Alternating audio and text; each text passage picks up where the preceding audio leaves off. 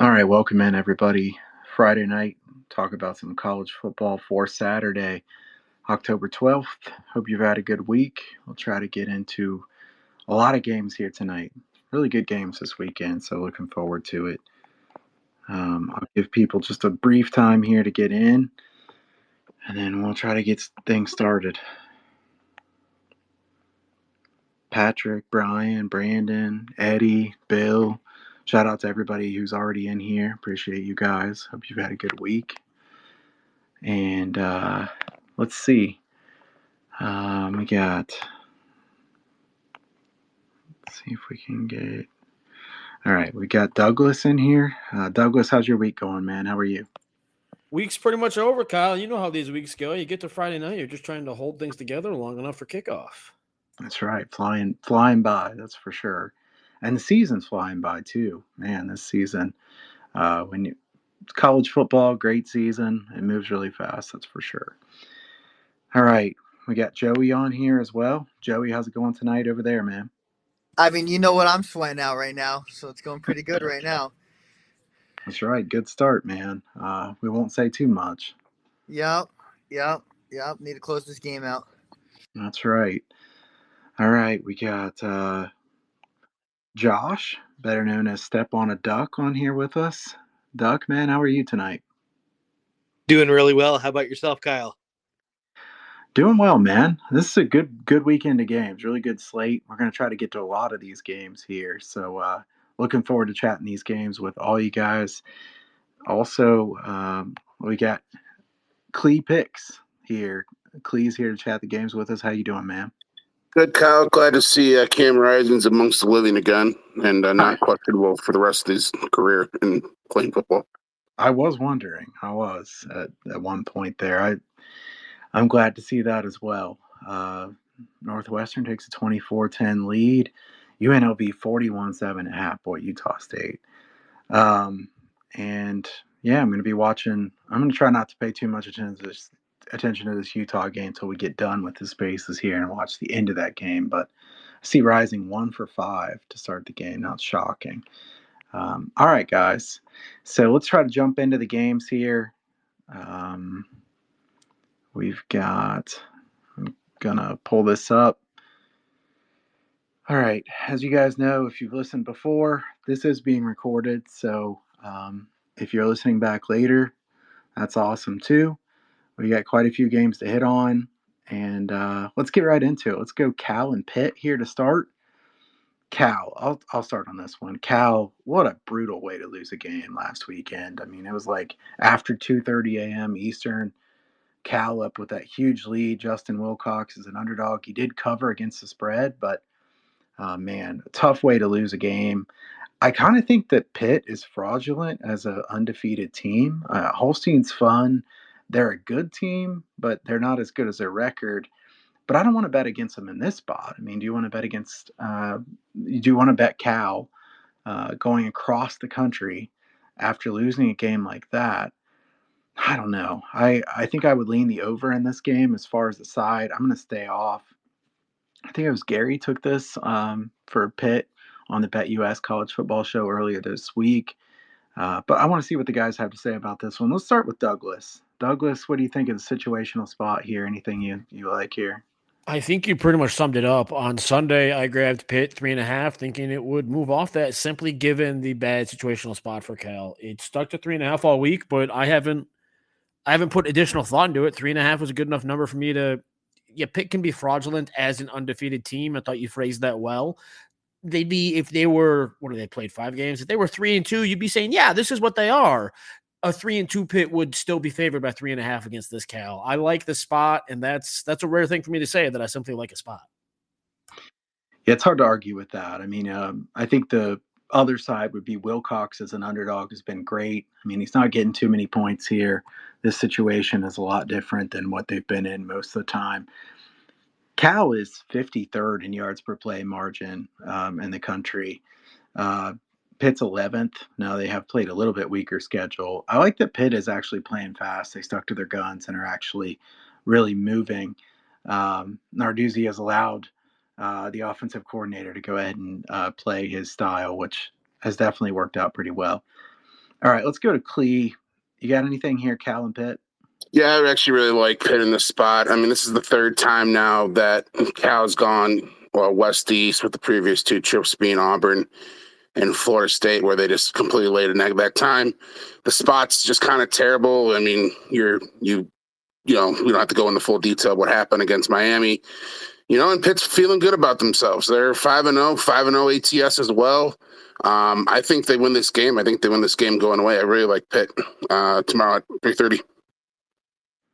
All right. Yeah, Cal has taken 18 sacks so far this year. I know Mendoza holds the ball quite a while, so that's something I would keep an eye on because Pitt's defense is pretty aggressive. All right, Joey, what do you like here, Cal and Pitt? Man, tough spot. It's really going to come down to, I think, because I think this Cal defense is really good, and they can give the offensive line of Pitt some trouble, especially on the edge. Holstein tends to – he's had some turnover luck this year. I mean, he's got a high number of turnover-worthy plays. Yeah. I mean, I've watched him myself. It's not really encouraging to really be like, okay, they definitely have the better quarterback play. I mean – I think I want to bet Cal. I think they get off the mat here. I think it was more of an encouraging thing to watch how they played against Miami. I think it speaks more to Miami's, pedigree that they came back and won that game. I mean, I kind of saw it coming when they were down 21. It looked like Narduzzi was a little banged up. Did you lose me? Hello? You're still there. Still good. Okay. It looked like Narduzzi was a little banged up towards the end of that game, and I actually texted one of my buddies and placed Miami plus 1,000 when they were down 21 in the fourth quarter, because it looked like Miami had a good chance to come back in this game, and they did. But overall, I mean, the thing with Holstein is he puts the ball in danger a lot, and I think against a good defense like Cal, that's a problem. I think that the coaching, I think they have an advantage there as well. I would have had this game closer to a pick'em, and I think it would have been if Cal had pulled the upset. So I'm comfortable with taking the field goal on the road, despite having to get off the mat here. All right, Duck, what do you think about this one? Really hard game to handicap, to be honest with you, because I think Cal's defense is still pretty good given the collapse, despite the collapse last week against Miami. And they've played pretty well against Auburn, San Diego State, and at Florida State earlier in the season. It's just such a hard spot for Cal to kind of get off the mat in a game that they had firmly in hand, up 20 in the fourth quarter, and just completely collapsed. This is definitely the best defense, I believe, that Pittsburgh has faced this year. You look at North Carolina, Youngstown State, West Virginia, Kent State, all terrible teams, and Pittsburgh is probably as fraudulent a 5-0 as you'll ever see. It's just a really tough game to cap. And if pressed, I don't have a play on the game, but if pressed, gosh, I'd have to lean Pittsburgh purely just given the spot, the travel, the situation, the collapse from last week. Really hard for Cal to potentially get off the mat here, in my opinion. All right, let's move on to Penn State USC. Let's talk about this one. Interesting travel spot. Shout out to Iveta, who mentions that Big Ten teams are 1-8 when crossing 2 time zones in conference games. We got a big travel spot here in this one. I think that's why Penn State's been faded here on the money. USC has not really looked like a team that would catch a ton of money against a team like Penn State, but it is a long travel spot. I think the thing that surprised me about Penn State is why haven't they been able to run better? I mean, they have 2 really good running backs. They don't have explosive runs so far this year. I don't think the offensive line is bad, but a total of 6 runs of 20 yards or more so far this far into the season, I really would have expected much better. USC defense not giving up the big plays, but I mean they're definitely not a great defense. Lane can't fix this overnight. Penn State's defense is the best unit on the field by a large margin. I don't think I'm going to bet this game, honestly. So I want to see what you guys have to say. Let's hear some pitches. I kind of feel like there might be some disagreement here. Some people would like each side. So Let's start it off here with Duck. We'll go in reverse order here. What do you think of this Penn State USC game? I feel like it's an under game. I feel like 51.5. I'm going to take the under in this position. I think that Penn State is going to try to control the clock. They've played lower scoring games than what you would expect from a Penn State offense, and the USC defense is actually pretty improved. I mean, they've put a focus on the defense all off season, and into this year, their defense has been improved compared to what we've seen from USC in the past.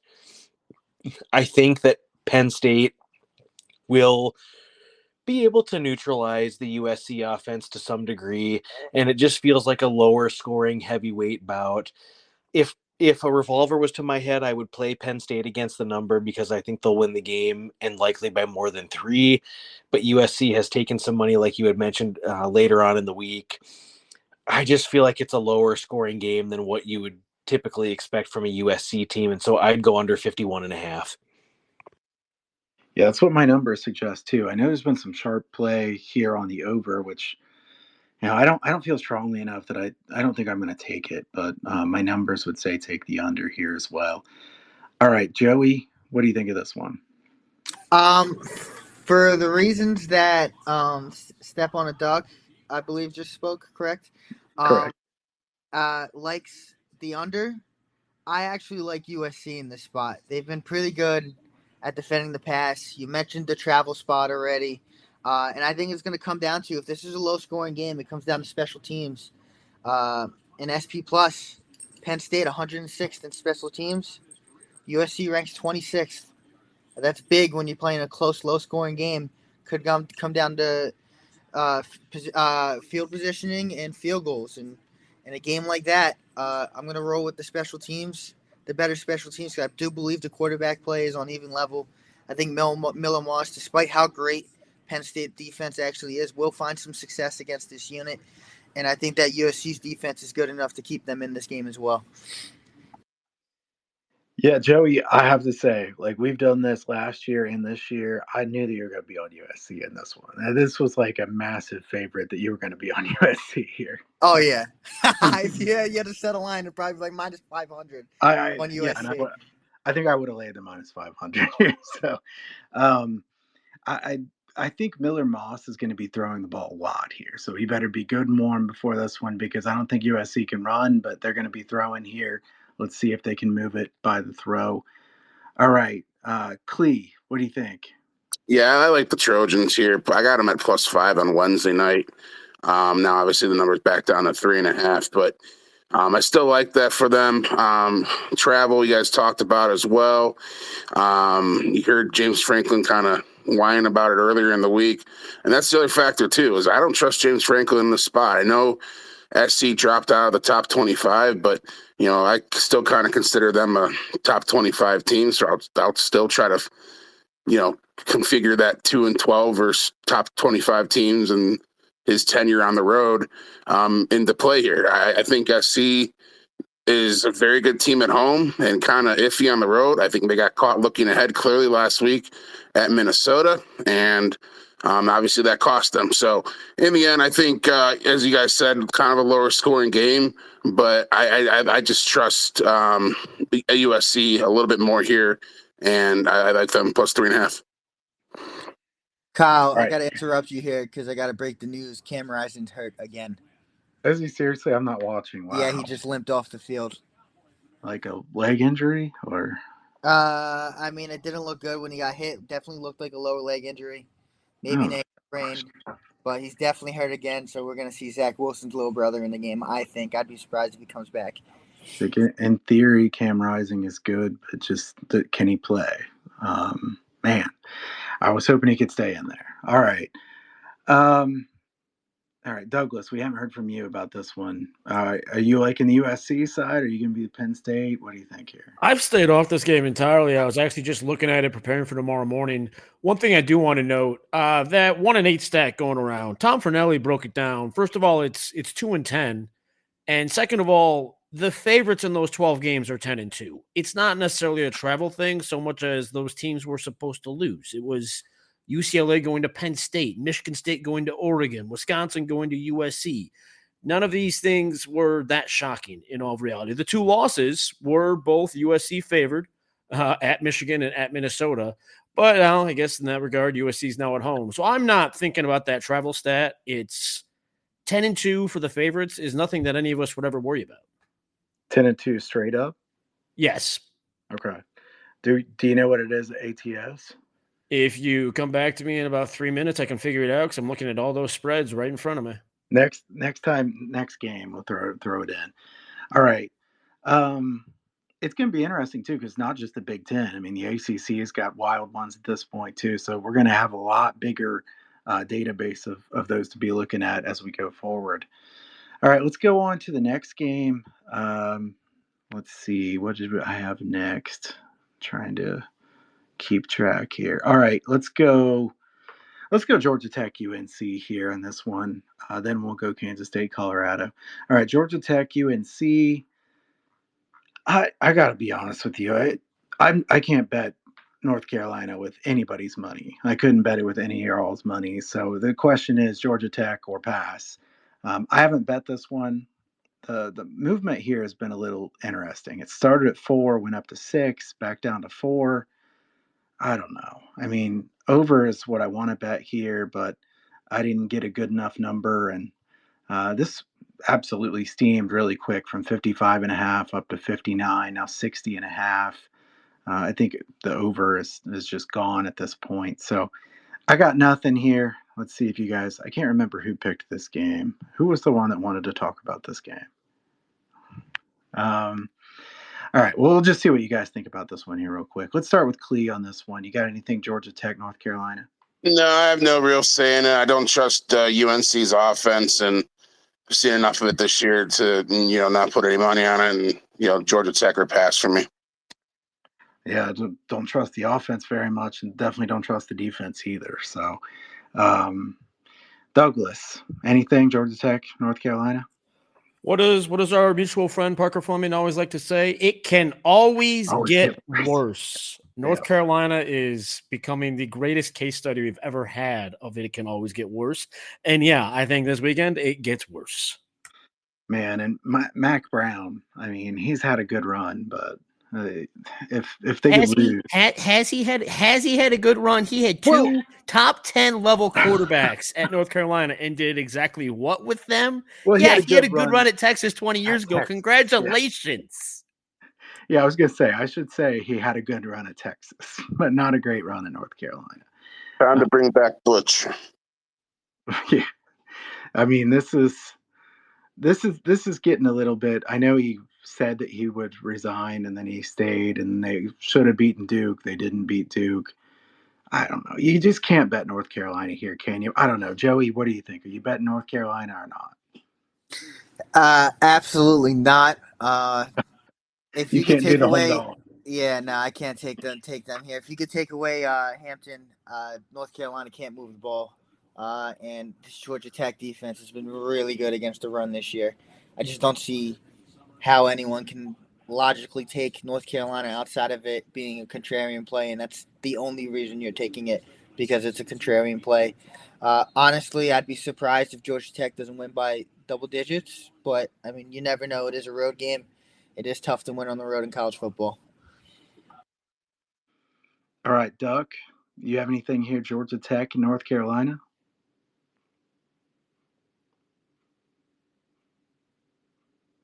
All right, let's see. Yep, I'm here. Sorry. Oh, yeah, okay. I do.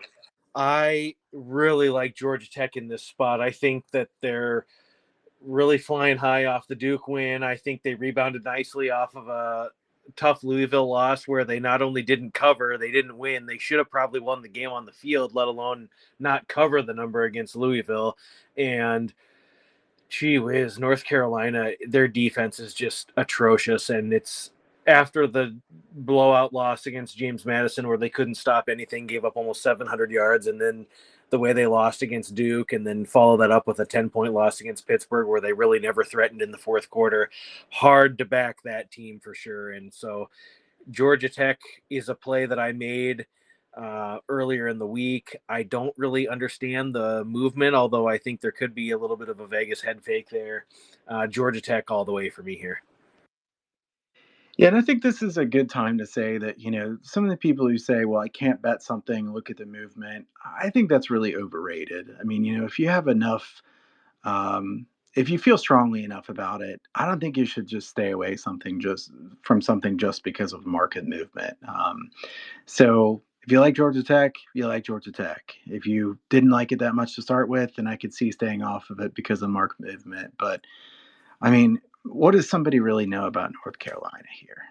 I mean, they can't know too much, right?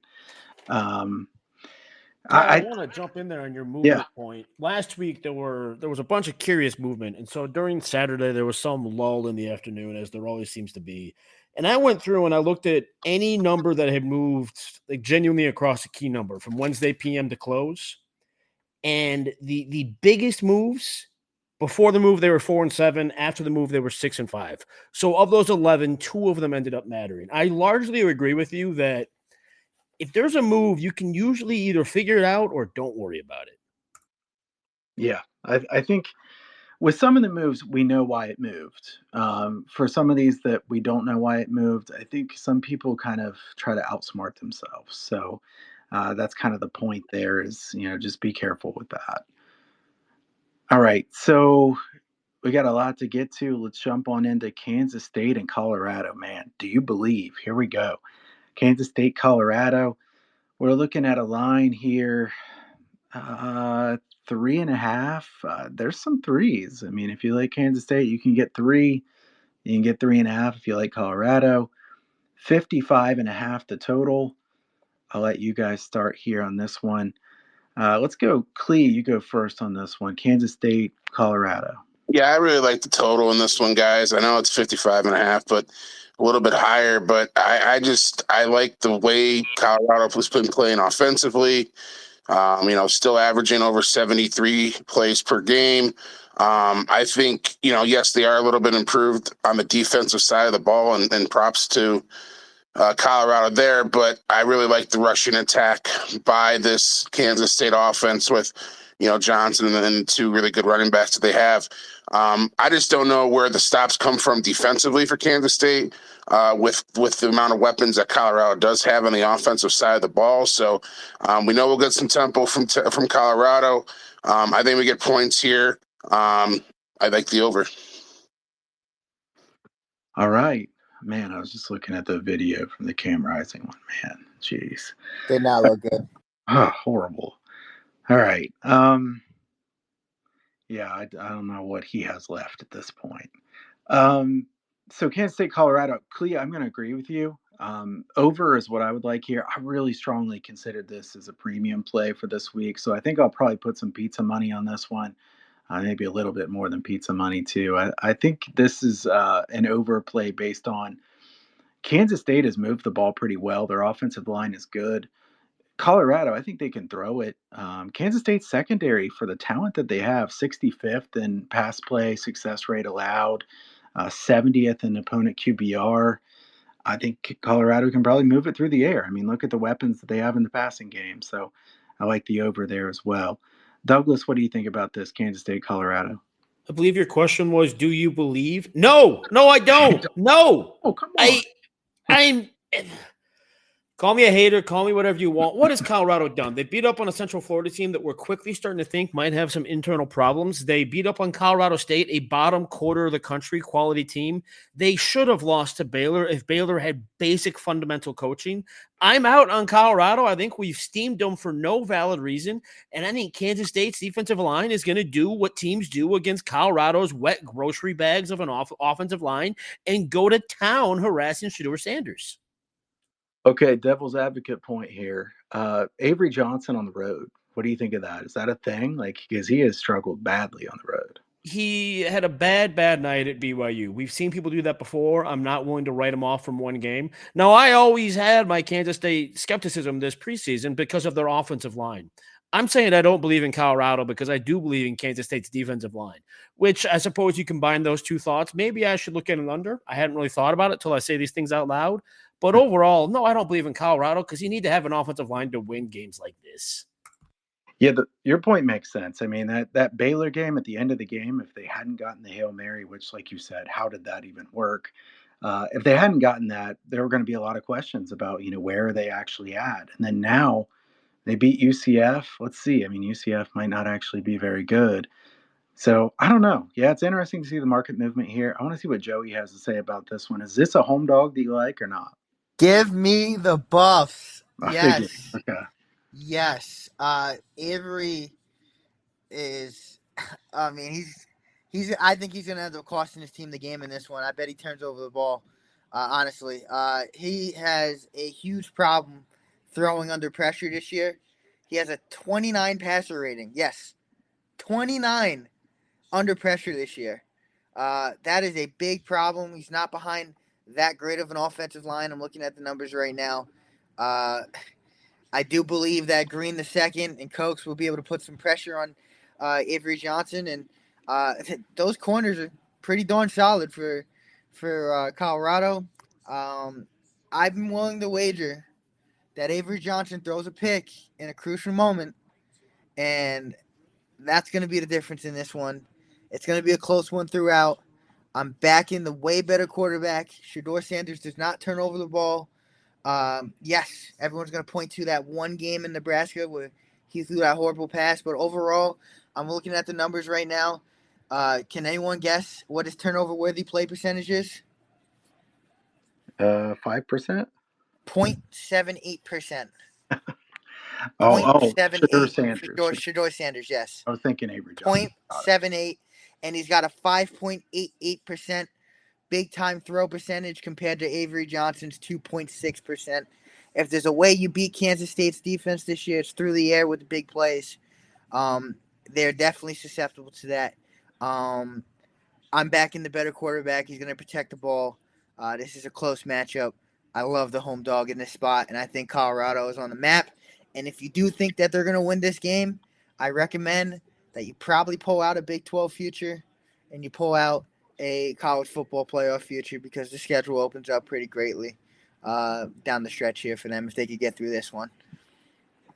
And Joey is believing here, that's for sure. All right, and Cam Rising is back in the game, is that right? 2 for 9 now. I think he's going to be out soon. He just doesn't look right. I mean, wow.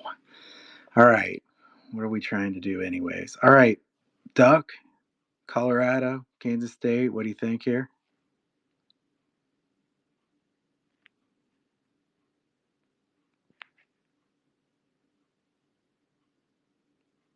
I can't hear you. Can anybody else hear him? Nah, his mic's off right now.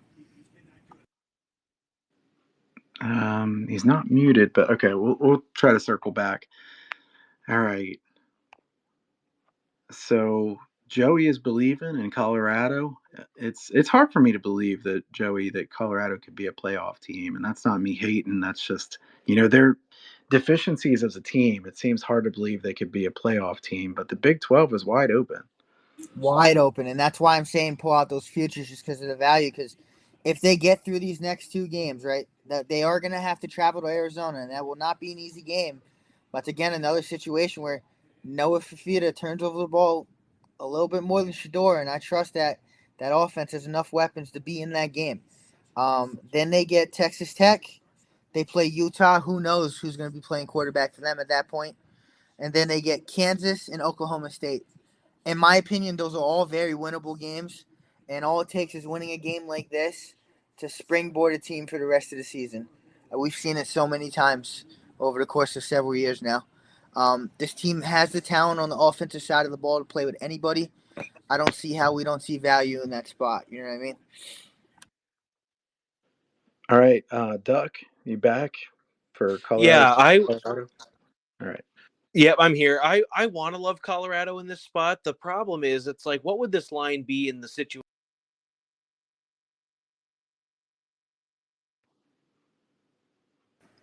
I'm sorry, repeat that question. I missed you.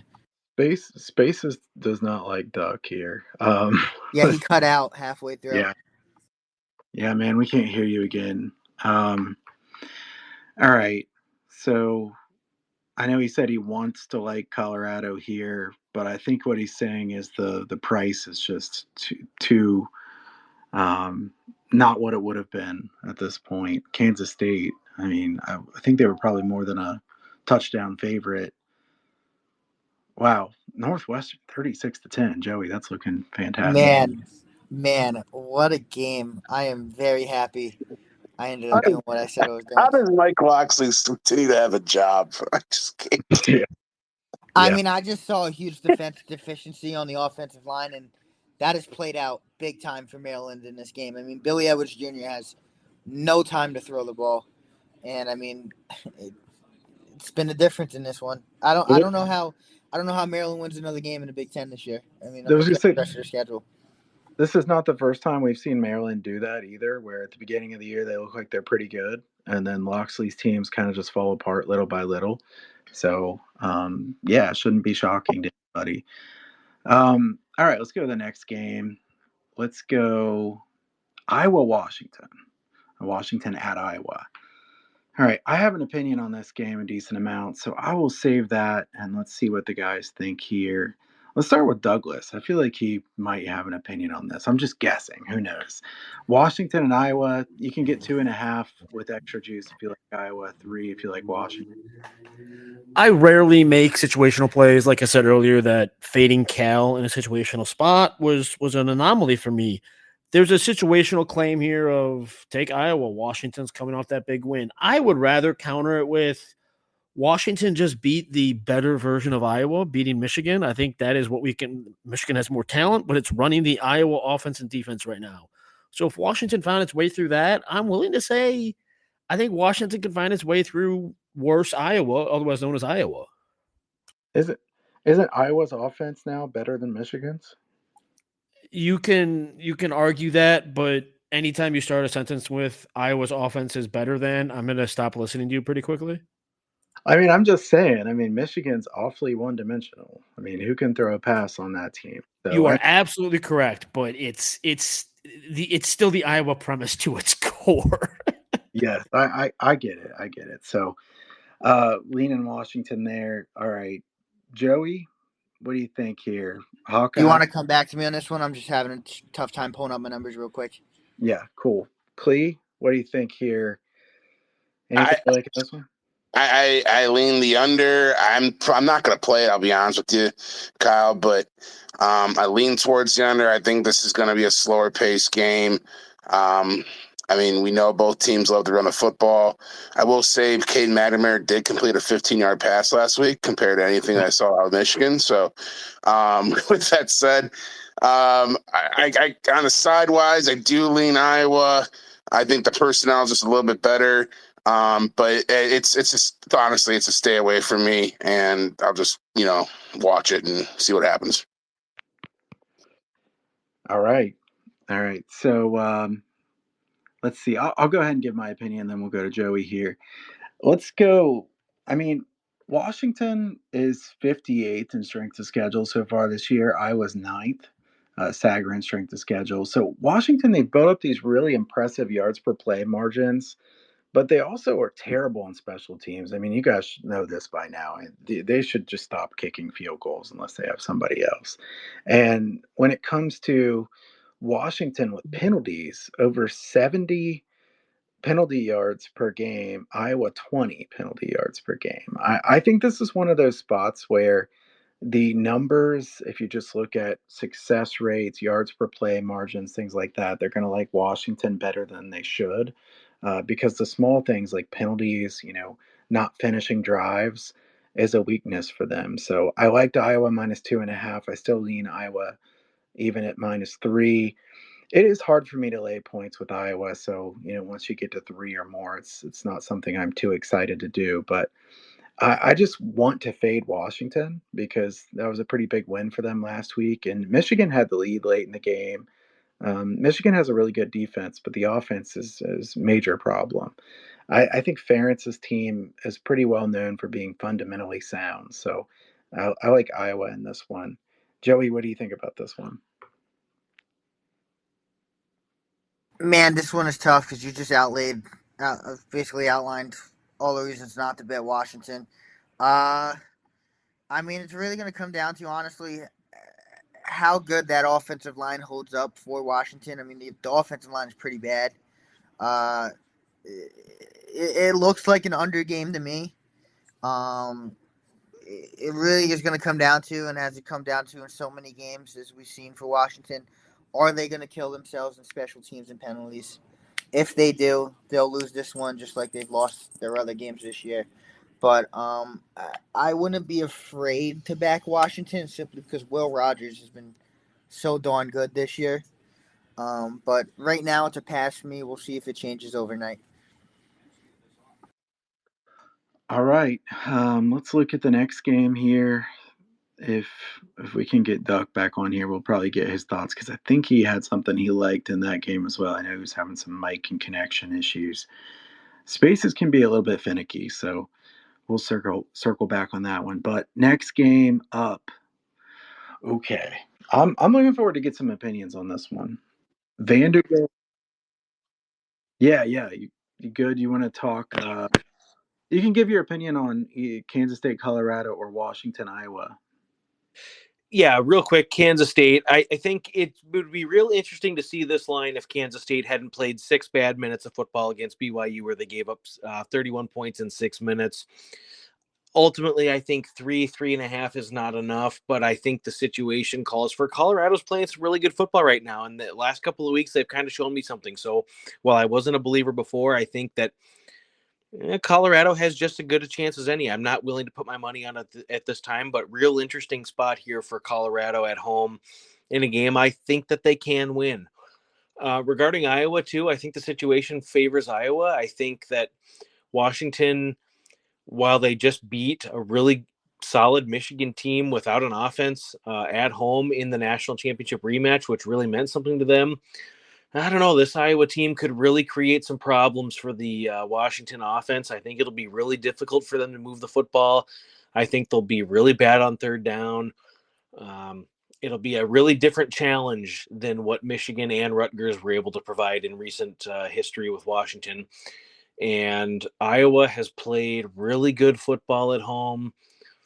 Golly, I'm just really tempted to lay the 3 with Iowa here in a game where I think that they step up and win. I mean, Washington played their best game of the season, and Iowa played their worst game of the season, and we got a 3-point line here. I think that's kind of telling you Iowa's going to win the game by a touchdown or more. All right. I want to give a shout out to the numbers have gone up quite a bit for a number of people in here. Appreciate all you guys. John, Brian, Keith, Grayson, Patrick, Brant. Can't shout out all of you, but definitely appreciate all you guys. I do want to say, take some time to follow the people here. Clee, Douglas, Joey, Step on a Duck. These guys, great information. If you're not following them already, do so. And give me a follow if you're not following me already. But I hope you guys are enjoying the space. If you guys have a game that you want to ask a question, feel free to ask. Let's get on to the other games here, guys. We got to talk about let's talk Vandy and Kentucky. I want to get everybody's input on this one because this is just a super interesting spot. I mean, you've got Vandy coming off just a massive win, and I do want to just real quickly say I didn't even get to watch the game because I was at a wedding, so this was kind of ridiculous. I'm having people texting me back and forth nonstop. Actually, obviously, could go back and watch some of the highlights and stuff, but crazy Saturday. It looked like it wasn't going to be that good of a Saturday, and of course, college football delivers every single week. I'm going to be in front of the TVs tomorrow, that's for sure. We've got Vandy and Kentucky. Kentucky laying like 12 and a half points. This got up to 13 and a half. I was sitting here thinking, man, if this gets 14, I have to bet Vanderbilt. I didn't want to bet Vanderbilt because of the spot, but 44 and a half total. You get to 14 points. I have to bet it. I want to see what the guys think of this one. I did consider the under on this one. I still kind of think this will be a low scoring game. I think Kentucky's defense is really good. Kentucky's offense, though, has a lot to prove. Vanderbilt plays relatively slowly. I think Vanderbilt's run defense is good enough. Kentucky throw it that well? Kind of doubt it, but it's gone below 45, a key number. Clee, what do you think about this one? Yeah, the spot says Kentucky off the bye with Vanderbilt partying till God knows what time in downtown Nashville last week, and I'm glad to see the goalposts made it out of the Cumberland River finally. But I don't know if Vandergriff and that rest of that Kentucky offense can produce enough to win a game by 13 points. And I will say, props to their defense. They have been dynamite this year. But I also will say Vanderbilt hasn't been a one-trick pony this year. You think back, they beat Virginia Tech. They should have beat Missouri at Missouri. So this wasn't just a one-week thing for me that, all right, that's the season and so be it. So I think Kentucky probably wins the game, but 12.5 with that offense to me is a lot of points. So I lean towards the Commodores of Vanderbilt. Yeah, and I mean to that point, Vandy is actually better on a yards per play margin basis than Kentucky. So I mean, you want to lay 13 points with a team that has a worse net yards per play so far this year. I mean, you got to do that without me, even if with the situational spot. I mean, if you're laying 8 points or something here, I get it. But 13 points is a lot. They've played a similar strength of schedule. Both teams play slowly. It's kind of hard to get separation here. Obviously, Kentucky could blow them out. That maybe they were just completely partying so much that this is a blowout. But I think this is a tough one to lay that many points. Douglas, I'm curious your thoughts here. Everything that's been said about the Vanderbilt situation is obviously logical. I did notice, I think it was Stephen Godfrey of Split Zone Duo who said after the game on Saturday night, Diego Pavia right then was already saying, if we don't beat Kentucky, this is meaningless. If we don't beat Kentucky, this becomes a joke, which makes you think that quite possibly Vanderbilt is taking the week seriously, which more power to them. 18 to 23-year-olds, not generally ones who would take this kind of week seriously after that win. But if they're able to, that's quite a statement for that Clark Lee program. So more than betting it, I'm looking to maybe gather that information moving forward. Got it. Joey, what do you think here? I mean, all credit to Vanderbilt. That Alabama win was incredible. But Kentucky, you can make an argument they might have the best defense in the SEC. That team is very good on the defensive side of the ball. Alabama probably has the worst secondary in that conference as well. That unit is really young. They give up a ton of chunk plays.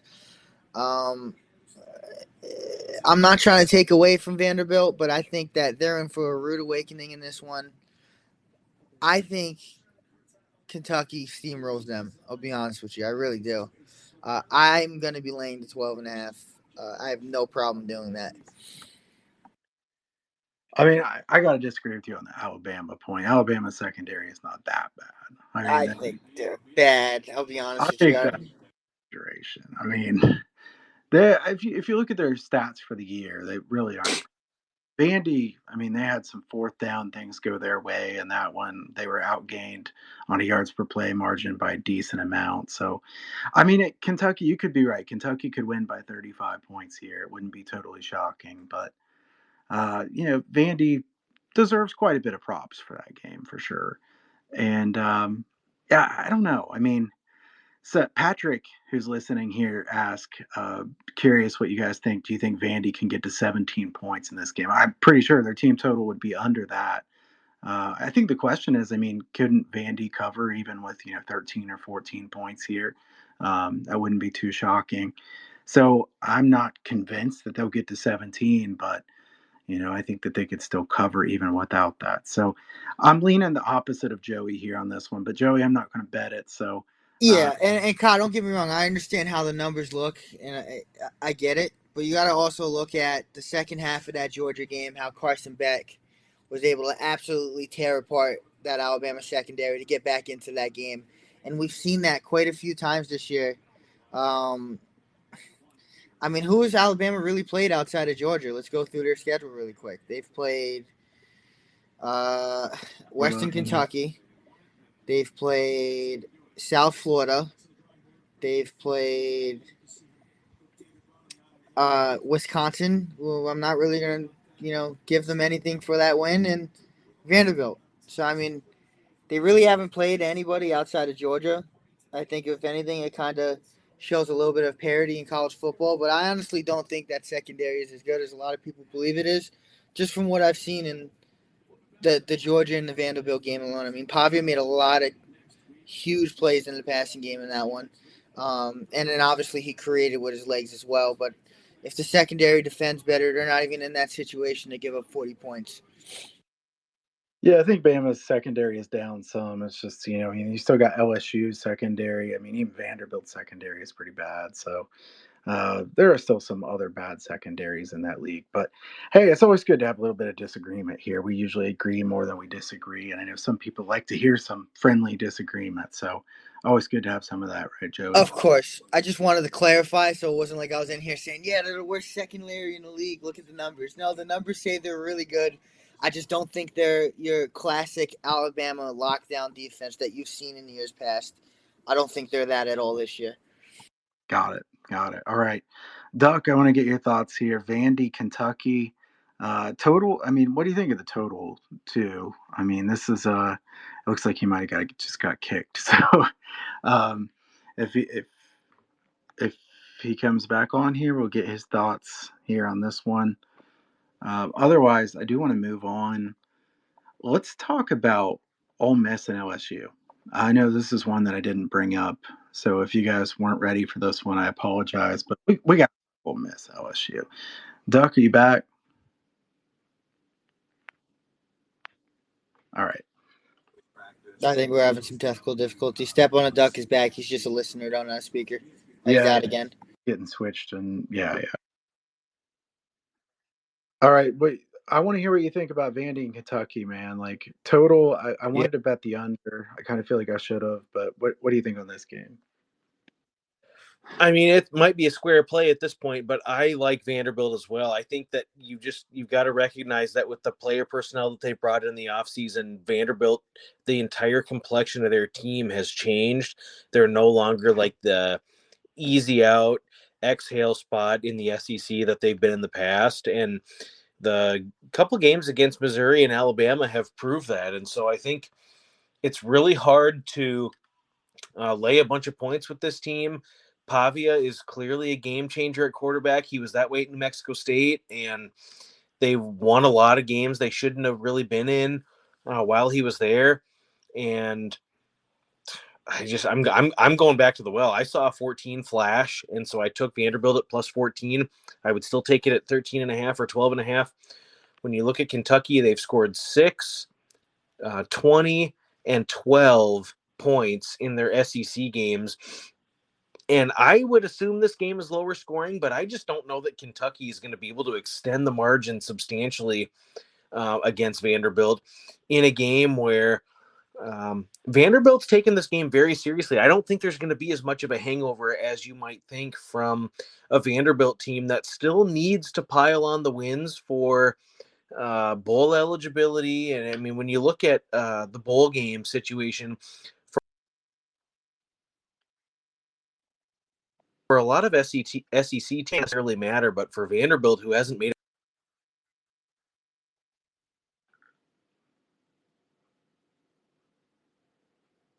breaking up there, man. Yeah, I think this definitely means a lot to a team like Vanderbilt.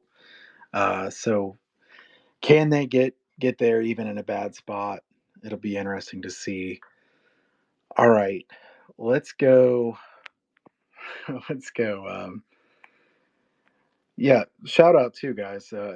Reaching new highs for listeners here. Appreciate all you guys. Give the guys a follow. Joey, Douglas, Clee, Duck. All great information here tonight. We're watching Arizona State just march down the field here against Utah here. Man. Do you notice who Arizona State's quarterback is? Levin. Jeff Sims. Jeff Sims. Oh, yep. Wow. Yep. Kyle, while we have a little bit of a break here, I want to take the chance to take my victory lap here on Northwestern. That was incredible to watch. I mean, I didn't expect 37-10, but I knew Maryland's offensive line was really bad, and that was ultimately the difference in this one. I don't know if Maryland wins another game in the Big Ten this year. I'll be honest. Sounds fine to me. I think I got Maryland under 4.5 wins in the Big Ten. I paid some juice for that, but I can't imagine that one losing at this point. Yeah, good pick there for sure. Plus a pretty big number, and I assume you Plus put 310, yeah. you put some on the money line, right? Yeah, of course. I only bet dogs if I think they're gonna win outright, and this one really paid off. So I've hit a couple in a row. I had Houston outright last week too. Nice on a Friday night again. Yeah. All right. We have a question here. BTC Bulldogs asking my opinion on Idaho and Montana State. I can't give you any kind of opinion on this game. If one of the other guys can, I really don't know FCS that well. Obviously, I know that both of these are very good teams in FCS, but as far as the opinion on the total, I don't want to give you something when I really just don't have any opinion. So I will pass on that one and say that I'm not really best suited to answer that question. All right, let's go to a big game here, guys. I'm going to let you guys talk about this one first, but we've got Ohio State at Oregon. Ohio State laying 3, total of 54. Let's go Douglas first on this one. Douglas, what do you think here? Hold on, I got to go back to the previous game you just mentioned. I'm pulling up the final sheet here. I see Idaho, Montana State as an under. I'm putting that around 45. FanDuel's currently got that at 54.5. Now then, the lesser worrying game, Oregon, Ohio State. That's what you're asking me about, right? Yeah. I do believe I saw you and I are on the same side on this one. I'm going to say maybe a bold claim. I think Ohio State's underrated. I think that's where I am with this. I think Ohio State is far and away the best team in the country, with Texas the only one within range.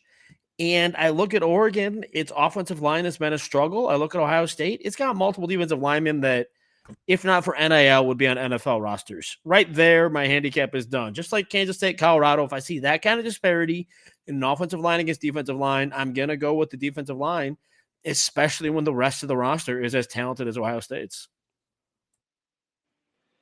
Yep, we're on the same side here. That was my free play. Ohio State minus the points. I don't bet Ohio State games very often. If this was 4, I was going to leave it alone, even 3.5. But Ohio State has so much talent. The offensive line has been playing so well. Oregon has not been able to stop the run very well. I think Henderson and Judkins could both have a good game here. And even Howard in the run game could be pretty good. So I did take Ohio State. This is not a huge bet for me. I'm mainly rooting for Ohio State as a fan, but hopefully they cover the 3 in this one as well. Dillon Gabriel too. So he's been a little off. Some bad decisions last week. His average depth of target is way down. So I'm wondering what's going on there. Ohio State secondary is great. Caleb Downs has really helped in a big way. Knowles' defense is excellent. So even though it is a tough spot, going into Oregon, Eugene, I'm going to take Ohio State there in that one. All right, I want to bring Duck back into the conversation. That's funny, we're talking Oregon Ducks and Ohio State, but I know that the listener had a question on the FCS game, and I know Duck specializes in FCS. He knows it extremely well. So, can you give an opinion on that total? Yes, I can.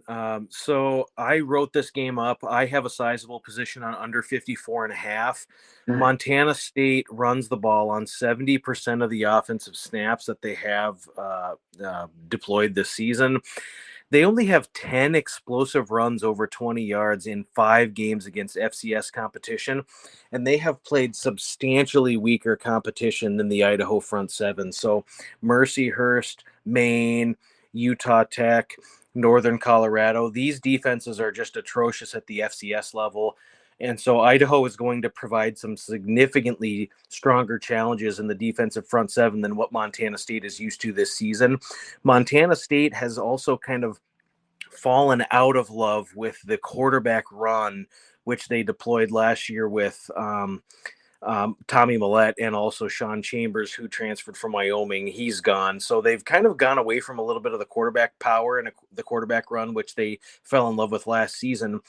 On the Idaho side, they have significant challenges on offense. One of their tight ends, Jake Cox, is out for the season. He's got a couple touchdown receptions.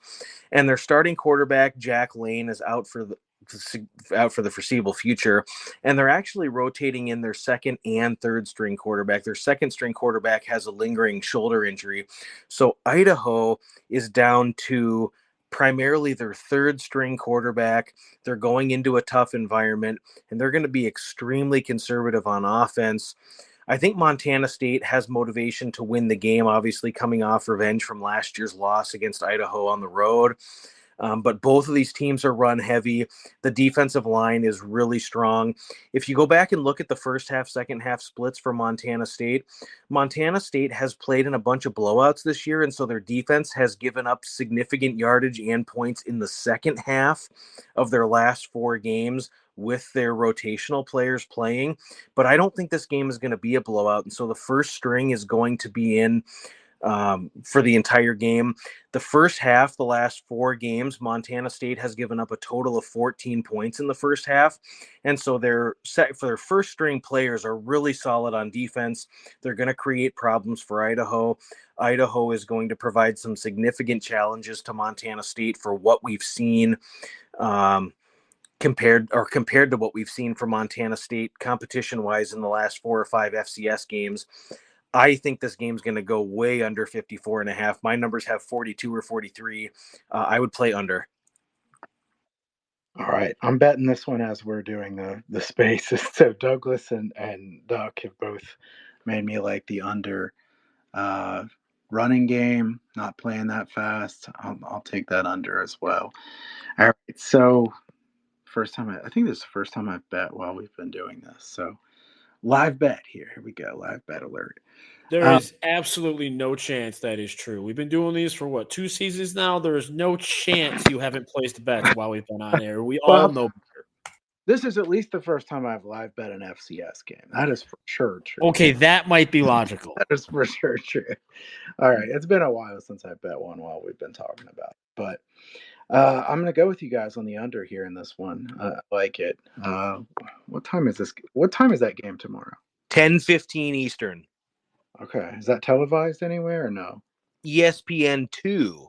Big ESPN2. Nice. All right. So watch the Colorado game and that one at the same time. That's going to be fun. Hawaii, Boise State also warrants at least some mention here. Come on now. That's going to be on the third TV. I got 3, so we'll go with that one too. Ashton Genty. I think he's already scored 3 touchdowns and rushed for 200 yards. Yeah, right. And will he play the whole game? All right. So let's go back to Ohio State and Oregon. Clea, I haven't asked you about that one yet, right? No, you haven't, but I'm right there with you guys. I just think at the end of the day, Ohio State has so many ways they can beat you, whether it's on the ground with Henderson and Junkins, and now they kind of started using Howard in the run game a little bit more last week against Iowa. And then, all right, if you want to shut down the run, all right, try to figure out how to slow down Jeremiah Smith and Mbuka and the rest of the slate that they have out there. The defense has been excellent this year for Ohio State. Well, yes, Dylan Gabriel has completed around 77% of his passes, but he has been kind of iffy in the red zone. He threw two interceptions last week in the red zone against Michigan State.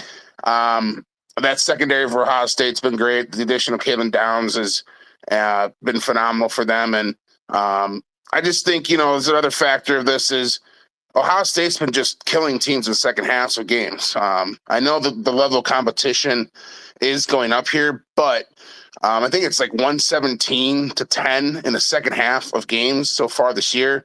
The one touchdown was a garbage time touchdown last week by Johnson, the running back by Iowa. So if Oregon wants to be in this game and win this game, they better be up at halftime because the adjustments that Jim Knowles and Chip Kelly have been making at halftime have been great for Ohio State. And so I like the Buckeyes. I like them minus the points here. I think they get the job done, and they improve. And I think they're your number 1 team in the country come the polls on Monday. A good point about Knowles' adjustments at halftime too. If the Buckeyes are down just slightly or tied at halftime, Buckeyes second half could be a good bet in this one too. The kind of adjustments they've made.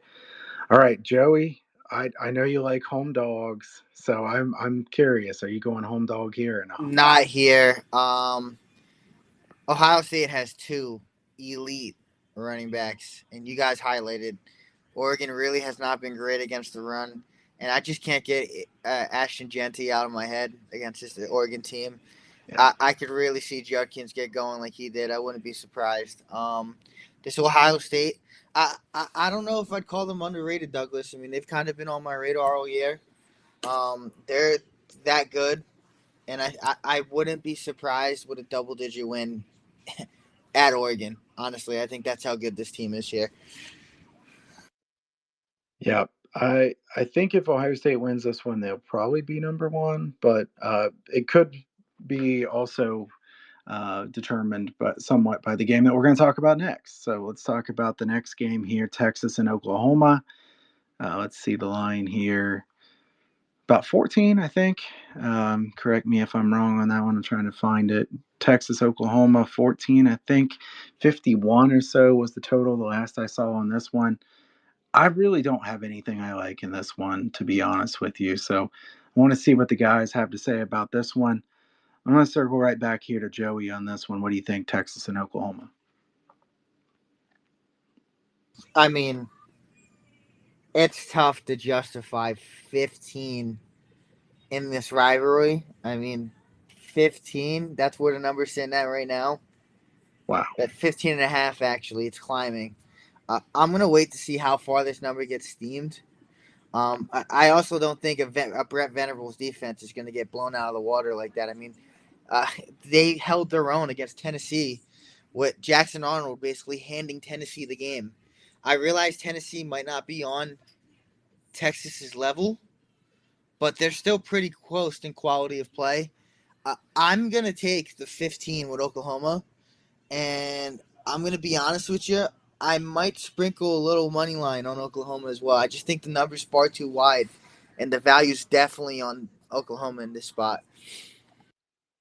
Yeah, I think this is a variance type game. I think if you like Oklahoma, you should put something on the money line because we've seen far stranger things happen. Texas is great though, so we'll see what happens. But I could see it. I mean, there's plenty of outcomes, and it's got to be a huge price.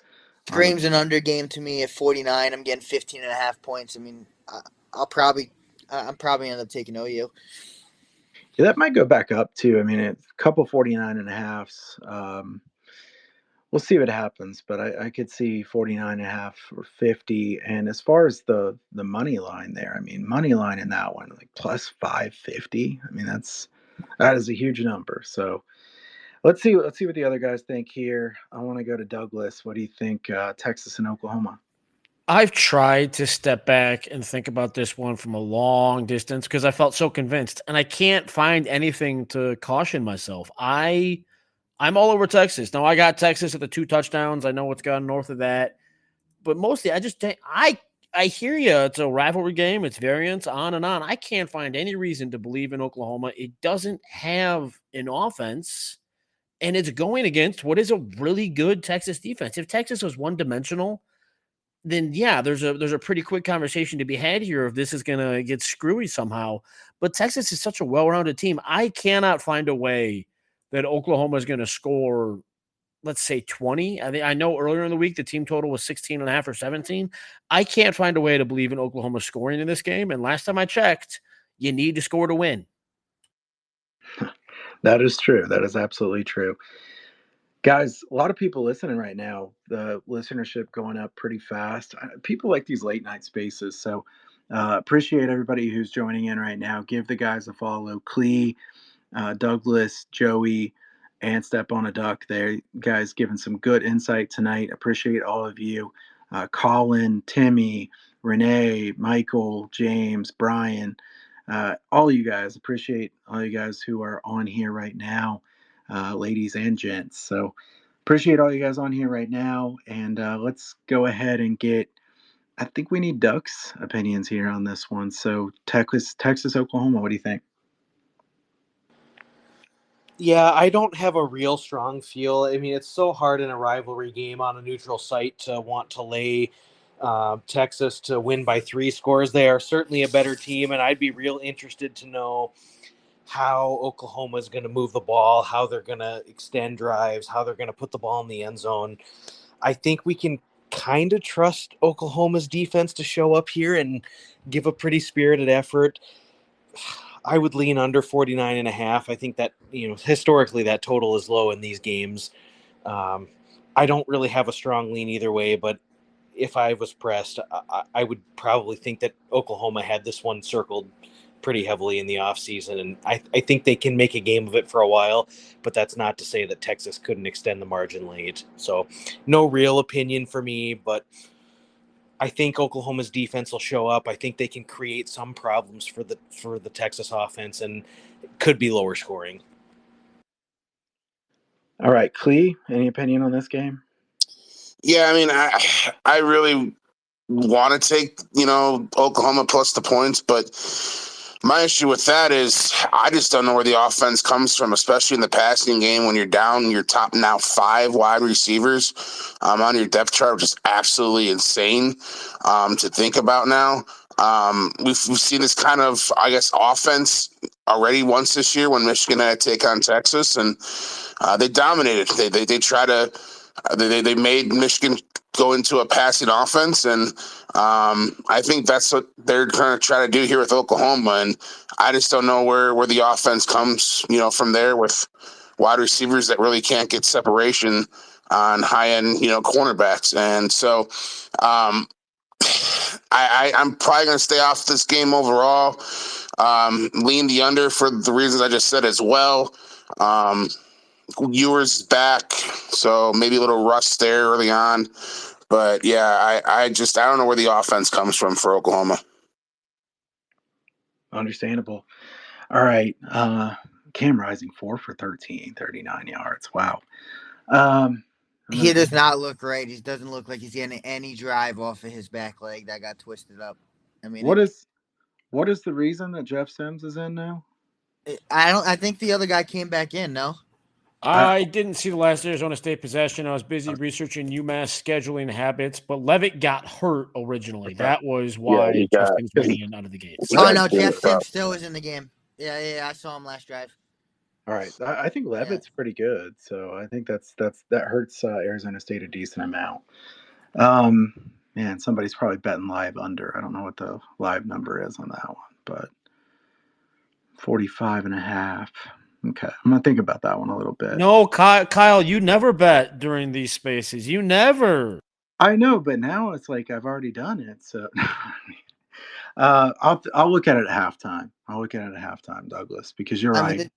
I have the TV on without the volume, and the ball is just sailing on camera, and you could tell he really can't drive off his back foot. Do they just think Wilson's that bad? I guess. I mean, they had 400 yards of offense against Arizona the last game. I mean, it's not like he's that bad. Yeah. He just didn't convert in crucial situations.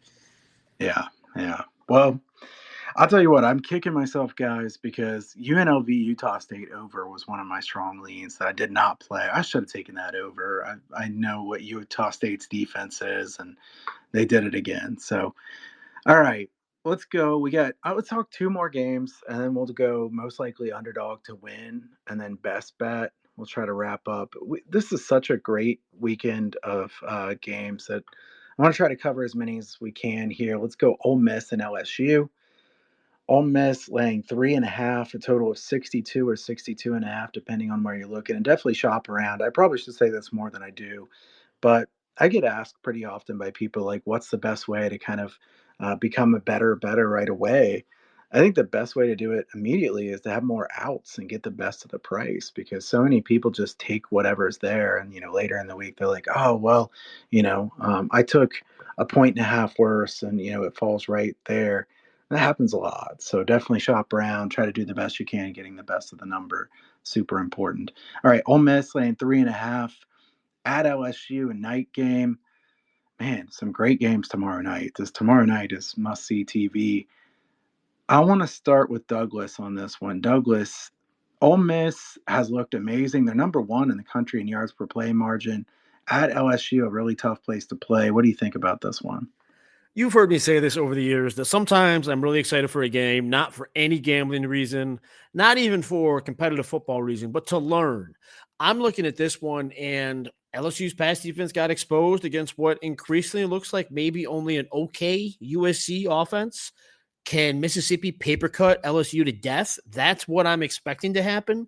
But mostly, we've got a chance here where Lane Kiffin was supposed to have a playoff team, one that he bought and paid for at the Brinks truck because Nick Saban retired. Brian Kelly has a guaranteed $90 million, and one of them is going to be effectively eliminated from the playoff conversation in mid-October. That is going to be better drama than anything we see in the Pacific Northwest. That is going to be the drama of the night. One of those two is going to be squirming uncomfortably come about 11 Eastern tomorrow night, and I am very excited to see which one. I like it. And I agree with you, Douglas. Watch and learn something that helps you for those bets in the future. If you're already watching, you might as well be taking notes and trying to learn something. All right, Clee, Ole Miss or LSU? Anything you like here? I like the home team getting the points. It's a tough environment. I know LSU's defense isn't the greatest, but I think they rise to this occasion here. I'm not totally sold on it, but that would be the side I'd take overall. Something about Baton Rouge and Tiger Stadium, Death Valley at night. When they're not playing Alabama, good things seem to happen for LSU there. Joey, what do you think about this one? This is a tough one because 1 hour I'm like, you point out, Ole Miss can paper cut them to death. Another point I'm like, Baton Rouge and Nussmeier is pretty darn good. I don't really know where I'm going with this one yet. I'm leaning the dog, but I don't have a strong opinion on it yet, so I'm going to sit this one out here for now, but I will have a play on it as I get to look deeper on it. Duck, what do you think about this one? I mean, my gut tells me Ole Miss is going to kind of take it to them. I have not been impressed with LSU overly this season. Their strength of schedule has been, kind of up and down. I just, with the level of competition they played and the offenses that they have played and faced, I'm not sold necessarily on what they have. Defense has played better this year than in years past, where the offense just had to outscore teams in order to win games. And so the style of play has been a little different with a little bit better defense. But I think this is a game Ole Miss should win and should win by more than a field goal. So I don't have a play on the game at this point, but revolver to my head, I would play Ole Miss -3.5. All right, so it's not my favorite bet of the week or anything, but a bet I did make this week was LSU team total under 30.5 in this one. I think that Ole Miss's defense is actually pretty good. They're first in the nation in tackles for a loss by a wide margin, 10.5 tackles for a loss, which is excellent. LSU's offensive line is good, definitely in pass protection. They're not good running. I don't think they can run here, so Nussmeier better be ready to throw it. Problem is, like, a ton of their wide receivers are injured, not playing here. So I think LSU could cover, even staying under that 30.5. So my lean is Ole Miss here, but Death Valley at night is always tough. I almost bet the under when it was 64.5. It's just Ole Miss and LSU, the kind of pace you can play at, as many times as I think LSU will be throwing, it scared me a bit, but I did take LSU team total under 30.5. Interesting game. Looking forward to this game for sure. So that was my bet. Not one of my biggest of the week, but I did bet that one. I've done pretty well in the team totals. I probably just jinxed myself by saying that, but the team totals have been pretty good. It's not my favorite of the week, but I am going to root for that. And I think Ole Miss, if it had been at -2.5 still, I think I would have taken Ole Miss there. So as soon as that one flew past the 3, decided to go with the team total instead. All right, last game. Let's go. I want to see what your guys' opinion is on Florida and Tennessee. 14, Tennessee favored by 14. This one was 17. It's down to 14. Maybe somebody knows something that I don't hear. Tennessee -14, flashing at Circa, Bovada, 14.5, a lot of other places still. So you can get either, shop around definitely.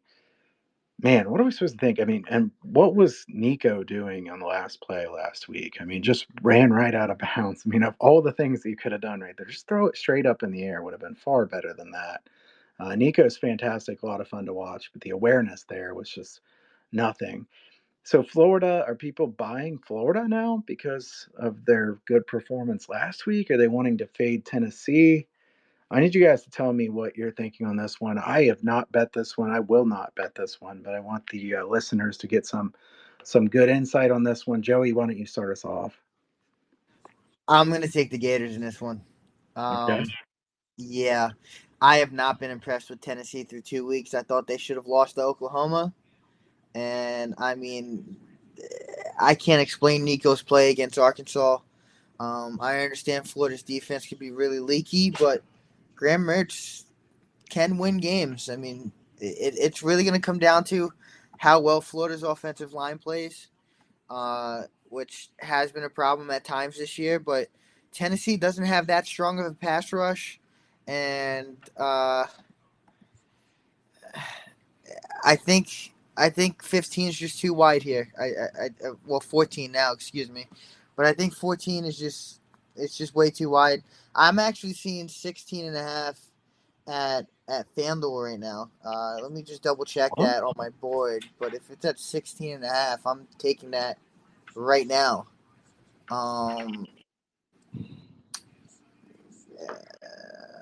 Sorry, I have to pause here because I can't believe I'm seeing that. I'm hoping it's not an error. It's not an error. It's 16 and a half at FanDuel. That's So I'm interesting. I actually see gonna that on the line, I'm gonna line place that screen too. I'm gonna place that right now because Wow. I don't think there's any way that number's there tomorrow. It's interesting to see 14, 14 and a half, and then a 16 and a half. Pretty rare, especially for a Friday night. Yeah, interesting. All right, so you're trusting. Are you trusting the Gators defense to kind of hold Tennessee I down here? I think it's more so I'm trusting that Nico's bad play is going to continue. If I'm going to be honest on this one. All right, Clee, what do you think about this one? Yeah, I'm right there with you. Ever since Nico started playing defenses not named Chattanooga and Kent State, the offense has gone down the tubes. We saw it against Oklahoma, and then obviously the loss last week against Arkansas. So yeah, I like that 16 and a half too. I double checked the number when he said it, and yeah, it's definitely there on FanDuel. But I couldn't believe that. That's yeah, why I was like, you got to give me a second. I got to place this right now. Like, no, I immediately went on the app myself. And I just think, Florida's progressively getting better. I wouldn't say they're a juggernaut or anything, but enough to keep it within, 16 and a half for sure. But yeah, as these guys said, I just think the offense has, once they face actual defenses, there's some growing pains going on right now with Nico at quarterback. I think he's going to be good. Don't get me wrong, but yeah, when you're not playing Chattanooga or Kent State or at least of the poor and the blind, you'll see what happens. So, give me the Florida plus the 16 and a half. Are you suggesting that Kent State is a bad defense? There may be some bias because of my relation to Akron, but Yeah, not great, not great. All right, Douglas, give me something here. Florida, Tennessee. What do you think? I have had exactly one Florida handicap all season. I will keep with that same handicap all season long. If and when Florida falls behind 10 points in this game, I will live bet alternate Tennessee numbers because we have seen Florida fall behind and fold up. It does not fight in the second half. It is willing to just resign those games, and Tennessee would run it up. Josh Heupel would run it up. Josh Heupel definitely is willing to run it up. So that's a good point if we get in that game script. Duck, what do you think about this one? Also, the total. Curious your thoughts on the total. It's moved up a decent amount here. Yeah, I really don't have a strong position on the game either way. I think that we've seen Tennessee on the road struggle. It was shocking that they lost against Arkansas and that they couldn't move the ball. They couldn't sustain drives. They couldn't really they had no real continuity on offense, which was really surprising. Not as surprising at Oklahoma with the Oklahoma first SEC game at home with a pretty solid defense. But with Arkansas, that was really shocking. Back home, I think it could be a different circumstance. And I like what Douglas said. I think once Tennessee gets up a couple of scores, golly, the route could really be on here. I still don't think Florida's very good. Yeah, they beat UCF. They beat the worst team in the SEC, Mississippi State. Yeah, I'm still not impressed. And so I could see this one. I could see Tennessee putting up a big number here. If I had to play the total, I would likely play over here. I think Tennessee could end up in the 40s. So what's Florida got to get to cover this number 31? I just don't see the Gators really doing that on the road. Again, I don't have a real strong position on the game, but I think Tennessee will score a lot of points and kind of get right and get their season back on track here. And so yeah, I would lay it if pressed or take a Tennessee team total over. All right. We broke down a lot of games. I want to respect everybody's time here. Let's get to the underdogs here. And guys, you remember 3.5 points or larger underdogs that you think have a good chance to win outright. You can be bold. You can go for a 10 or 12 point underdog that you think has a real shot. You can go 3.5 or 4 point. I'm gonna let everybody else go first because I have a few that I was at least considering. So anybody who wants to go ahead and say an underdog that they would take on the money line, go ahead and shout it out.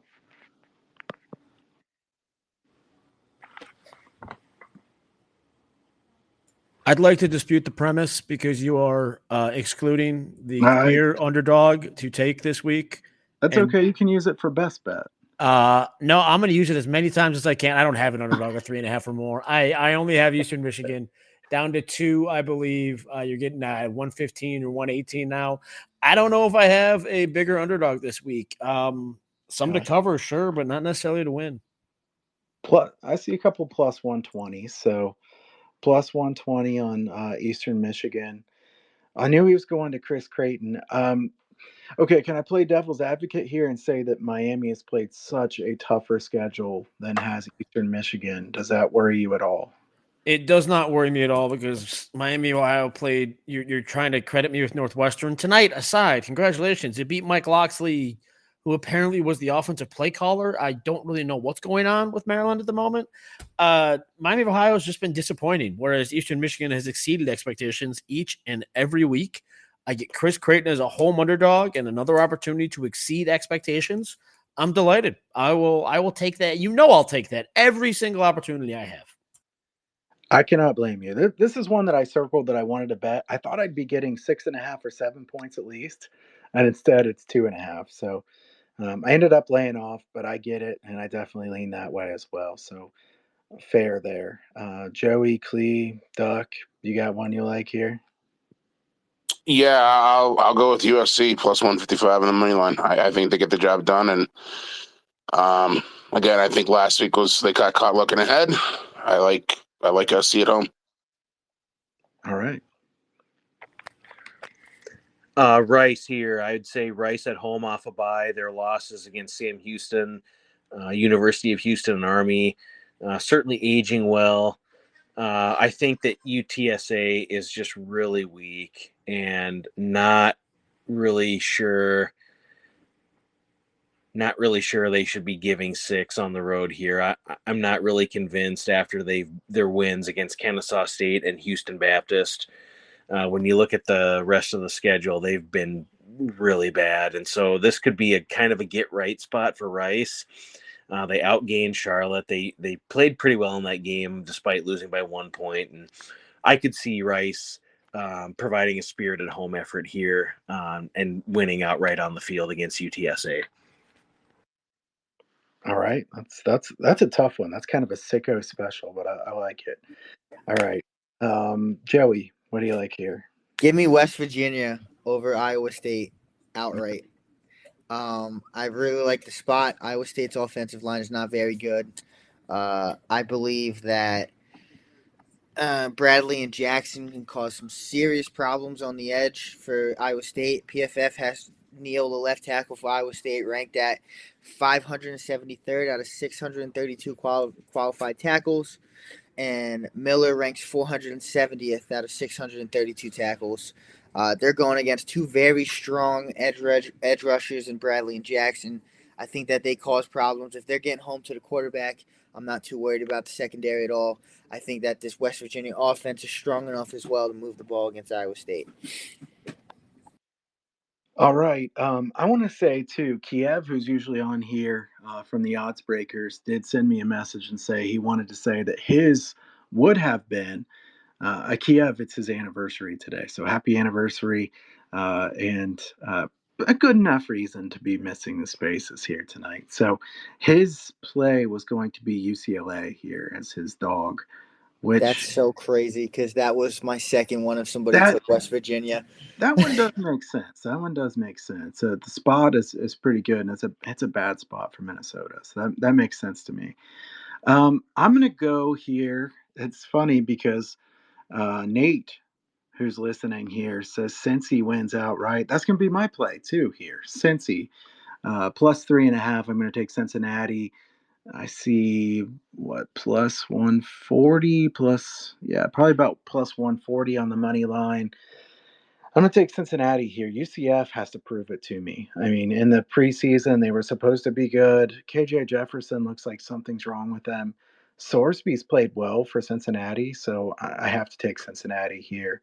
I think they have a good shot to win this one outright. So that will be my play here for the underdog. All right, best bet time. Let's go with one best bet. It can be anything. You can go team totals, you can go full game total, anything you like. It doesn't have to be anything we talked about already, or it can be one we talked about already. Um, I start. Clee, do you have anything that stands out to you as a best bet here? I know it's a lot of points, but I really love Illinois minus the 22.5 against Purdue. The Boilermakers have quit. Yeah. Players suspended. Illinois is coming off a bye. This is also I guess, not revenge, but Bielema just doesn't like the head coach of Purdue because what he did after he left in terms of taking coaches and assistants and stuff. So I think Illinois wins this game. I think they run it up out of them. As I said, I think Purdue's quit. Wisconsin put up 50 plus on them a week ago. We've seen how bad that defense is, and I think Illinois runs it up here. So Illinois minus 22.5. I like their team total as well here. Yeah, that one makes sense. I think Purdue did beat them pretty badly last year too. So it's like multiple angles here of Illinois wanting to get back at them. Bielema definitely not liking this situation. I mean, Purdue looks like they don't care at this point. So I don't blame you at all on that play. Douglas, anything that stands out as a best bet here? You know, the one from my best bet column that we haven't gotten to that is not just an absurd, idiotic total is Wyoming. I originally got them as a plus money short underdog, and now it's a pick 'em or a point favorite. You're getting a freshman quarterback from San Diego State on the road at Laramie. San Diego State's offense it's hard to imagine because it's head coach Sean Lewis. Like, their offense is a special level of bad right now. I'm taking Wyoming at home simply because that game might be 7-0. That game might be 10-3. But in both those situations, Wyoming's going to be far more comfortable than San Diego State will be. Yeah, I mean, both of those teams. I mean, Wyoming far worse than I thought they would be. San Diego State far worse than I thought they'd be, especially offensively. I think he'll figure it out on offense for San Diego State. Just probably not going to be this year. So that one makes sense to me. All right, Joey, best bet. Give me the Buffs for all the reasons outlined in the show. All right, Buffs plus the points there for Joey. Duck, I think there might have been a game that you wanted to talk about that was kind of off the radar. Any other best bet here? I'll just quickly resound the sentiments. Illinois is the duffel bag play. If you take all the money, put it in the duffel bag, fly to Vegas, and pepper the city with bets, Illinois is absolutely the pound play this weekend. But a second one, I love Ball State, Kent State over. You've got two of the worst defenses in FBS football that are playing. They cannot stop the run. They cannot stop the pass. They're terrible in EPA per play. They do not secure any defensive havoc. And when you look at Ball State and Kent State really has this perception of being a terrible offense because they played Pitt, Tennessee, and Penn State early in the season. But they scored 33 points against Eastern Michigan and racked up 422 yards. And Ball State has played two teams, Central Michigan and Western Michigan. Both games soared over. Ball State, the entire dynamic of their team has changed compared to last year. They have no defensive fortitude. Their offense is slinging it around. I think both teams will go up and down the field. You'll see a lot of touchdowns. Ball State versus Kent State, over 59 and a half, 60, whatever you can find. Find the best number, but I think that one will soar over. But I just also want to say I love the Illinois play. Purdue has quit. They're going to lay down here. Illinois has some significant motivation to pour it on based on how last year's game went. Love the Illini this weekend. Yeah, I think Illinois team total over is a bet that I'm going to make. I think that they will try to score as many as they can there. So I think that's a good way to play that one as well, especially with a total of only 48 and a half. Guys, if anybody sees that one, shout that one out. What is the Illinois team total? 2.5. What is it? 32.5. 32.5. Okay. So, I mean, it's up there, but it's understandable for the spread. This could be 42-7, and it wouldn't surprise me. So, I think that's a pretty good bet. Which is a better bet? I'm not sure. What is it? -23 or so, -22 a couple places. I think that makes sense too. All right, I'm going to go here. I've had a couple on my mind here in this one. I already gave out Ohio State, which was my free play from the newsletter. I'm going to go with Syracuse here. I don't know. I mean, Syracuse is down to 2.5 some places. NC State has been really bad. Their defense isn't even good now. Syracuse, you could say it's a tougher spot because they went to UNLV last week, but I think they moved the ball. Gadsden's a great weapon.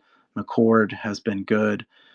He does have some turnover problems, but I mean, 2.5. I'm going to have to bet -2.5 on Syracuse. So that's a personal play that I'm going to make here on Syracuse, just because the lines come down that much. So Syracuse will be my bet there. Guys, we've gone a little over an hour and a half. I appreciate you guys' time. Everybody who's listened, thank you very much. Been a lot of you. I see quite a few new follows coming on here on my timeline. So, guys, follow me if you haven't already. Follow Clee, Douglas, Joey, Duck. Lots of sharp stuff from the guys tonight. Duck, why don't you start us off? Let the people know where they can see all your information throughout the week. Where can they get information from you? Yeah, so I write up 10 to 12 games a week for the Action Network, so you can find my write-ups there. Also active on the major gambling forums, covers.com, Capping the Game, the RX forum, and real active on Twitter. So if you have any thoughts or have questions, you can always find me on Twitter as well. All right. Appreciate your thoughts again tonight there, man. Great stuff. All right, Clee, where can people find your work? Yeah, on Twitter here at CleePicks, on Instagram, everywhere else. I do a podcast every week as well with part of Bet Predators. That's on the timeline right now. And then all my plays can be found in the link in my description, in the bio. I'll repin my football special for the year. If you want the rest of the plays for the rest of the NFL and college football season, I'll repin that up for you guys who are listening here tonight. All right. Thank you for coming on again, man. Appreciate your time and your thoughts here tonight. Always great. All right, Douglas, let us know about the show you have in the morning and where people can find all your information. Working 7 days a week at covers.com, including tomorrow morning, live, 9 a.m. Eastern. You can just go to my Twitter page and it'll pop up. I'm distracted by UNLV trying to give away this cover. But yeah, covers.com, and appreciate it as always, Kyle. Yeah, appreciate your time. Guys, check out that cover show. I'm sure that will be a good show with a lot more great thoughts. So check that one out in the morning. And Joey, let people know where they can find your information. I want to take the opportunity to throw one more play in there. I'm going to be taking Arizona 3.5 on the road against BYU as well. I think the magic kind of runs out for BYU. But you can find all my work here on X, All my stuff is here. I occasionally write up an analysis when I have the time to do so, but as of right now, I'm posting all my picks and just recapping all of them at the end of the week. So this has just been fun as always. Thank you for having me on, Kyle, and I look forward to doing this again soon. Yeah, guys, I thought this was a great discussion. So appreciate you guys. This has been one of the really solid ones we've had. We've had a lot of people here listening. So shout out to everybody who's listened throughout the night. Thank you for tuning in. And I think it's time for me to sign off here soon and go watch some. If it's going to be Sims versus Banged Up Rising, this is going to be quite the ugly second half. So we'll try to check it out. But also, I should give myself a plug. I don't plug myself as much as I should probably, but huntersportsfix.com. You can check out my website. Go at Kyle Hunter Picks on Twitter. You can also go to my YouTube channel. I'm going to try to do some more with YouTube. I'm going to have some of these guys on live streams with me coming up too. So stay tuned for that. Subscribe to the channel over there. I hope all you guys have a great weekend and best of luck on all your plays. You can go back and record. This has been recorded, so you can go back and listen to this later if you missed part of it. And best of luck on all your plays. Have a great weekend, everybody.